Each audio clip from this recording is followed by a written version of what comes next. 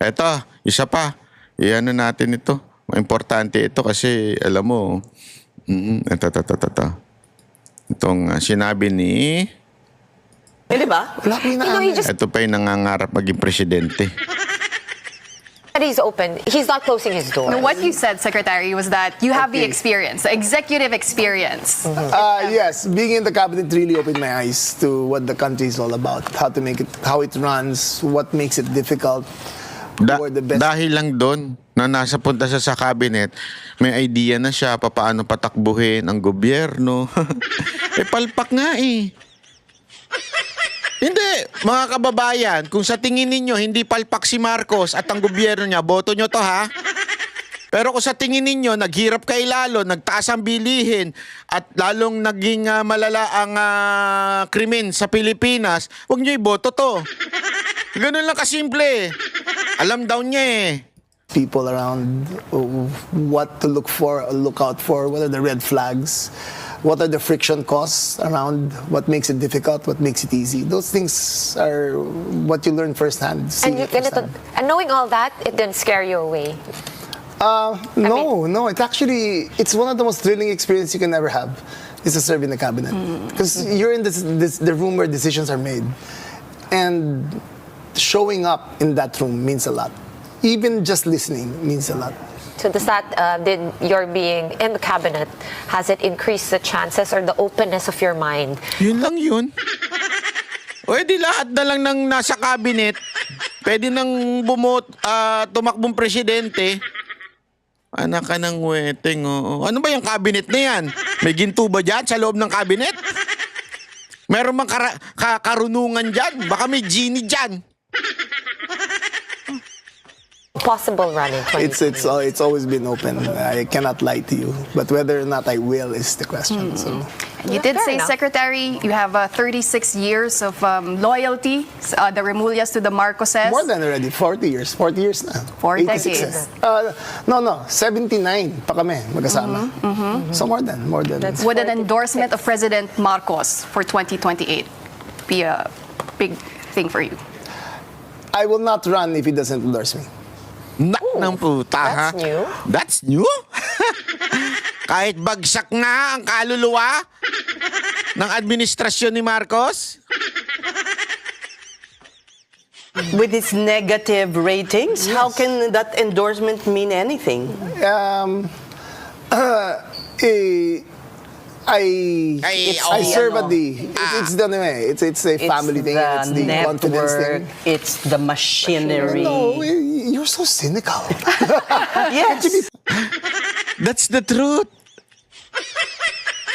That's the truth. That's the only thing na hinahabol mo kay Marcos. Oh, di ba? Paya ka.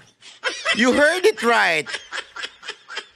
Kasi sinong nasa katiniwang isip na yung tao na yun bumabagsak na.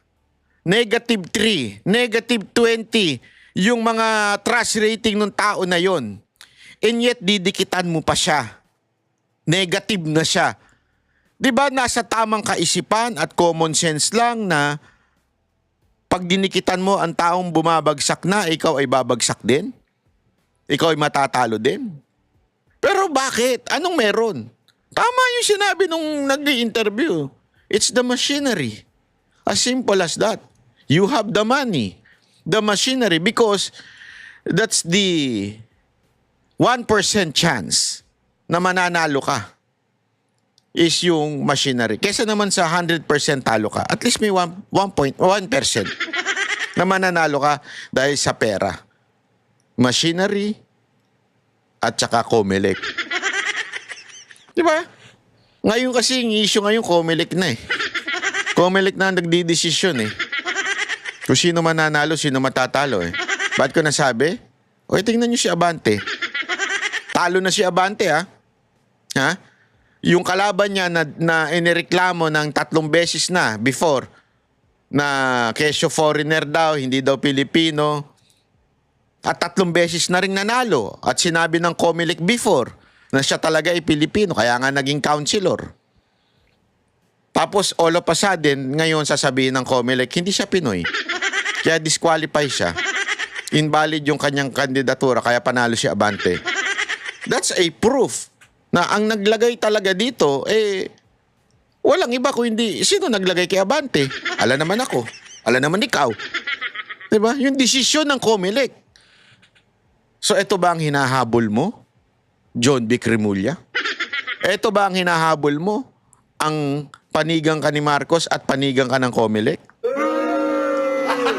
Gago!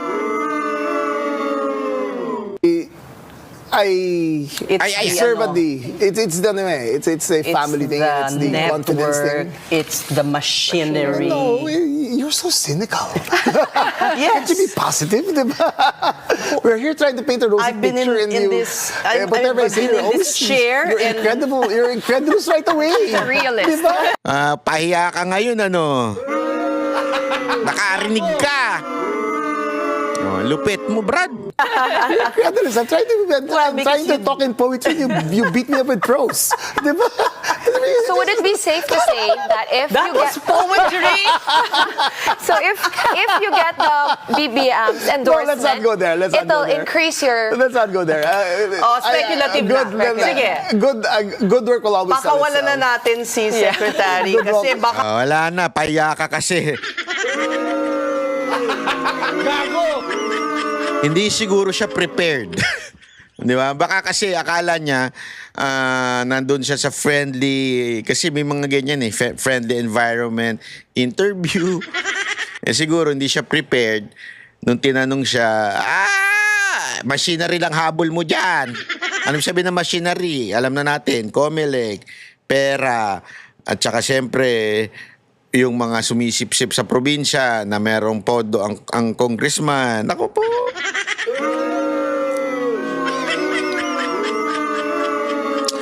Hay nako, ladies and gentlemen. This is how our country is going now.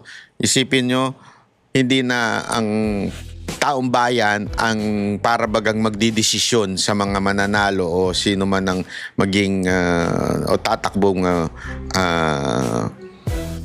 leader ng bansa na to. Ang kinukonsider na ngayon na yung machinery, it's not the people.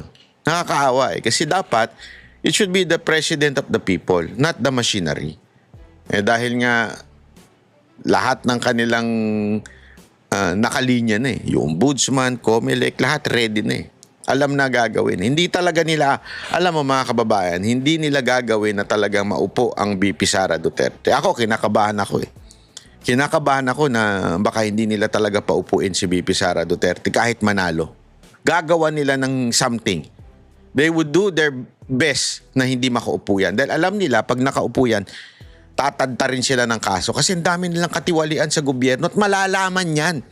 Once nagpalit ng administrasyon, malalaman ngayon kung sino yung mga kumalikot ng pera, sino yung mga walang hindi sumunod sa batas, at hahabulin niya ni VP Sara Duterte. Kaya takot na takot itong mga lintik na ito mawala sa posisyon. Dahil akala nila, dahil alam nila na sila ay mapapahamak at makukulong pag nawala na sa posisyon. Yan ang totoo. Kaya mga kababayan, let's really pray for our country at bantayan po natin ang bayan natin dahil nag-iisa ang ating bayan. At wala nang iba magmamahal dito kundi tayong mga Pilipino. Maraming salamat po. Mabuhay po tayo lahat. Ako po si Banat Bay. Kami ang boses ng masa, hindi natatakot. Katotohanan lang, di kami nalulunod. Walang bahid ng sismis, lahat ay totoo. Kahit sino ka pa, pag mali ka babanatan ka. Walang pinipili kulay, wala kaming kinikilingan. Basta para sa bayan, kami lalaban. Pag tama palakpakan, pag mali banatan. Di matitinag, di matatakot, para sa bayan tuloy ang sigaw. Sa harap ng kamera,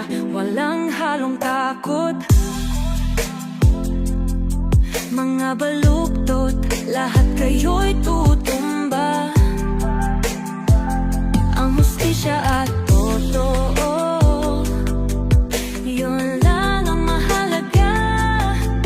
Kahit sinong harang, di kami matitinag.